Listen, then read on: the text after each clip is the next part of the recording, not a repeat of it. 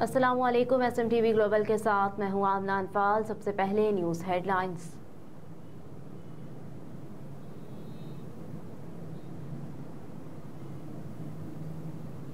अल-कादरी trust और तोशाखाना नैब cases में जमानत बहाली केस बुध को समाअत के लिए मुकर्रर। अल-कादरी ट्रस्ट और तोशाखाना नैब केसेस में चेयरमैन तहरीक इंसाफ इमरान खान की जमानत बहाली केस को इस्लामाबाद हाई कोर्ट में बुध को समाअत के लिए मुकर्रर कर लिया गया। तफसीलात के मुताबिक चीफ जस्टिस आमिर फारूक ने कहा कि इस केस को कल के लिए मुकर्रर कर देते हैं। दरखास्त गुजार के वकील नैब को जवाब को देख कर कल अपने दलाइल दें। नैब प्रोसिक्यूटर ने कहा कि चेयरमैन तहरीक इंसाफ की दरखास्त काबिल समाअत ही नहीं। इस पर इमरान खान के वकील लतीफ खोसा ने कहा कि ये हमारे लिए भी टाइम बॉर्डर है, नवाज शरीफ के लिए 4 साल बाद भी टाइम बॉर्डर नहीं। जस्टिस बाबर सत्तार ने रिमार्क्स दिए कि खोसा साहब 2 साल पहले ये बहुत भरपूर तरीके से मुखालिफत किया करते थे। जस्टिस बाबर सत्तार के जुमले पर अदालत में कहके बुलंद हो गए।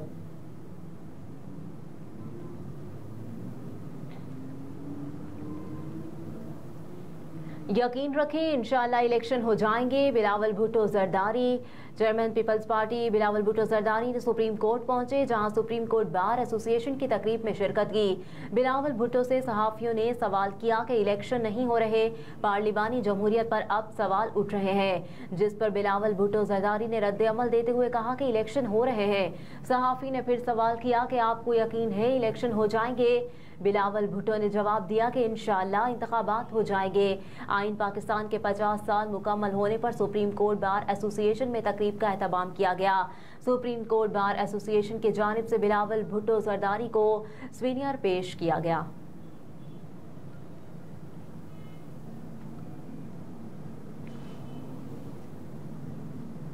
चिल्ला काटने के बाद शेख रशीद फिर से आवाम के दरमियान। साबिक वफाकी वज़ीर दाखिला शेख रशीद 40 रोज चिल्ला काटने के बाद मंजर आम पर आ गए। तफसीलात के मुताबिक साबिक वफाकी वज़ीर दाखिला शेख रशीद ने आज चांदनी चौक में शहरियों के साथ बैठकर नाश्ता किया।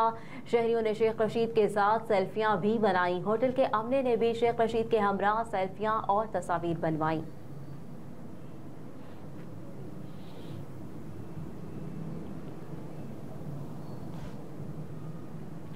Cipher case jail trial, Imran Khan की फैसले के खिलाफ इंट्रा कोर्ट अपील दायर। चेयरमैन तहरीक इंसाफ इमरान खान ने जेल ट्रायल कानूनी करार दिए जाने के फैसले के खिलाफ इंट्रा कोर्ट अपील दायर कर दी। तफसीलात के मुताबिक दरखास्त में सदा की गई है कि अदालत 16 अक्टूबर को सुनाए गए सिंगल बेंच के फैसले को कलअदम करार दे।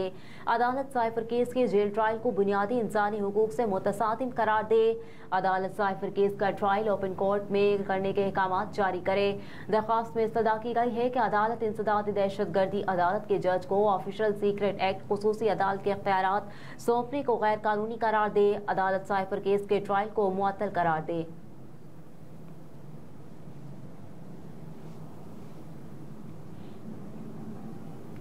£190 मिलियन स्कैंडल, मलिक रियाज शहजाद अकबर के खिलाफ सुप्रीम कोर्ट में दरखास्त दायर।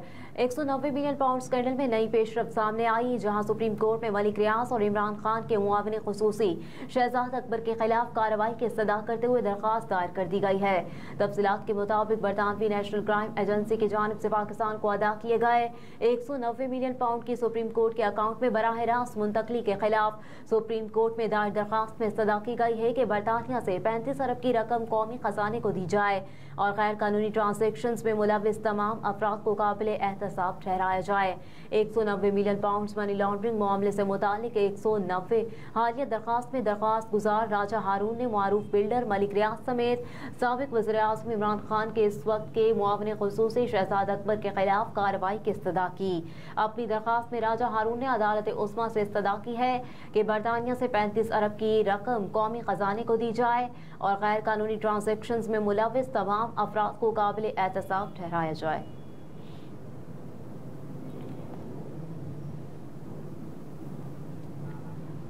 नब्बे दिन में इलेक्शन वाली बात मुमकिन नहीं, चीफ जस्टिस पाकिस्तान। समाअत मुलतवी कर दी गई। 90 रोज में इंतखाबात से मुतालिक केस में चीफ जस्टिस कासिफ फाइज ईसा ने रिमार्क्स देते हुए कहा कि ये ऐसा मुकदमा है जो हर सूरत लगना चाहिए था। आज वकला के पास मुकदमे की फाइल ही नहीं। प्रैक्टिस एंड प्रोसीजर एक्ट फैसले के बाद हमने अहम मुकदमात लगाना शुरू कर दिए। हमने ताखीर करना होती तो फौजी अदालतों से मुतालिक केस का नया बेंच बना देते। सदर मुमलिकत ने इंतखाबात की तारीख नहीं दी तो हम क्या करें? क्या हम सदर मुमलिकत को तारीख ना देने पर नोटिस दें? जिसके बाद सुप्रीम कोर्ट ने इलेक्शन कमीशन को नोटिस जारी करते हुए समाअत 2 नवंबर तक मुलतवी कर दी। चीफ जस्टिस काजी फायज ईसा की सरबराही में कायम 3 रुकनी बेंच 90 रोज में आम इंतखाबात के इनेकाद से मुतालिक केस की समाअत कर रहा था। बेंच में जस्टिस अमीनुद्दीन खान और जस्टिस अतर मैनुल्लाह शामिल थे।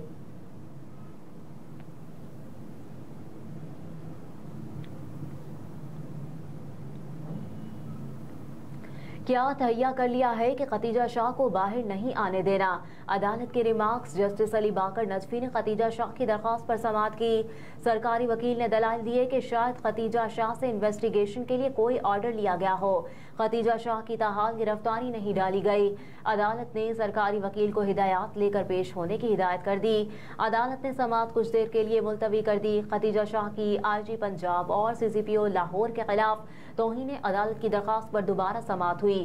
खतीजा शाह मुकदमे के तफ्तीशी अफसर रिकॉर्ड लेकर अदालत पेश हो गए। तफ्तीशी अफसर ने कहा कि खानसमा खतीजा शाह ने बयान दिया है कि अगर चेयरमैन तरीके इंसाफ गिरफ्तार हों तो हमला कर देना है। अदालत ने इस्तफसार किया कि खतीजा शाह कब से गिरफ्तार है। तफ्तीशी अफसर ने जवाब दिया कि खतीजा शाह 6 माह से गिरफ्तार है। इस पर अदालत ने कहा कि क्या इस दौरान खानसामा का बयान कलमबंद नहीं किया जा सकता था? क्या तहैया कर लिया है कि खतीजा शाह को बाहर नहीं आने देना? अदालत ने समाअत कल तक मुलतवी कर दी।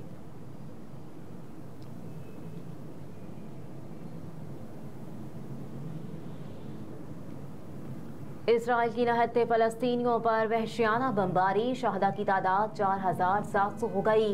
इसराइल की निहत्ते फलस्तीनियों पर वहशियाना बमबारी ने अहले गजा पर कयामत ढा दी है। शहीद फलस्तीनियों की तादाद 4700 तक पहुँच गई, जबकि 13,000 से ज्यादा जख्मी हुए। तफसीलात के मुताबिक गजा पर इसराइली जारहियत के नतीजे में मुतासर होने वालों में 70% बच्चे, खवातीन और बुजुर्ग शामिल हैं, जबकि 2000 के करीब बच्चे, 1000 से ज्यादा खवातीन और 21 सहाफ़ी शहीद हो चुके। गजा में ग़िज़ा की शदीद कमी, अद्वियात, पानी और बिजली की बंदिश के बायस बमबारी से बच जाने वाले शहरियों की जिंदगी अजीरन हो चुकी। इमारतें मलबे का ढेर बन चुके, जबकि हर तरफ तबाही के दिल दहला देने वाले मनाजिर और अब भी मलबे तले फलस्तीनियों की बड़ी तादाद ही है। गजा में डॉक्टर्स ने खबरदार किया है कि अस्पतालों में जनरेटर्स का ईंधन खत्म होने की सूरत में बच्चों की जिंदगियां खतरे में हैं।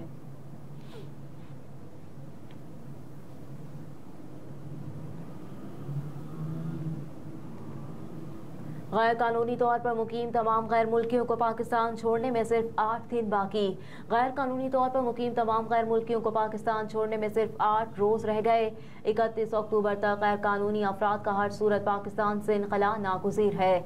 तफसीलात के मुताबिक पाकिस्तान में मुकीम गैर कानूनी बाशिंदों को कानून नाफिज करने वाले इदारों की जानिब से 31 अक्टूबर के बाद किसी किस्म की रियायत नहीं दी जाएगी। गैर कानूनी तौर पर मुकीम अफराद को मजीद 1 दिन की भी मोहलत फराहम न करने का हतमी फैसला कर लिया गया है। अक्टूबर के बाद गैर कानूनी अफराद के इनखला को यकीनी बनाने के लिए सिक्योरिटी इदारों की जानिब से ऐलान किया गया है कि ऐसे तमाम इलाकों में एक्शन किया जाएगा जहां गैर कानूनी गैर मुल्की आबाद हैं। उन अफराद के खिलाफ भी कार्रवाई की जाएगी जो इनको पनाह देंगे। मुअय्यना मुद्दत के बाद गैर कानूनी अफराद को पाकिस्तान न छोड़ने की सूरत में गिरफ्तारी और मुल्क बदरी का सामना करना पड़ेगा।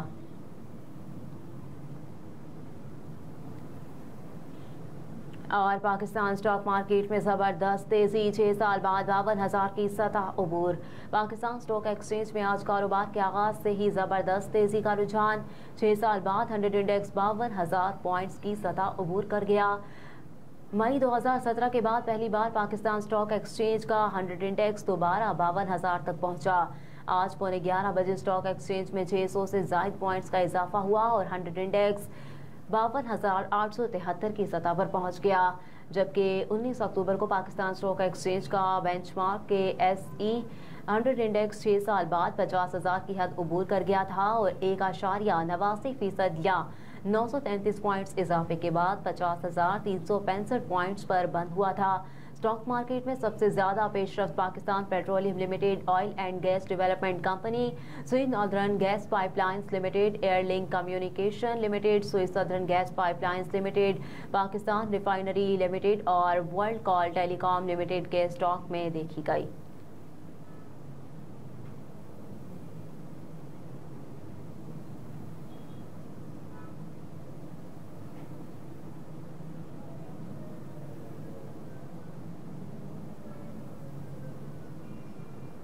हेडलाइंस आप जान चुके हैं। न्यूज़ स्टूडियो से फिल वक्त इतना ही। आप देखते रहिए SMTV ग्लोबल।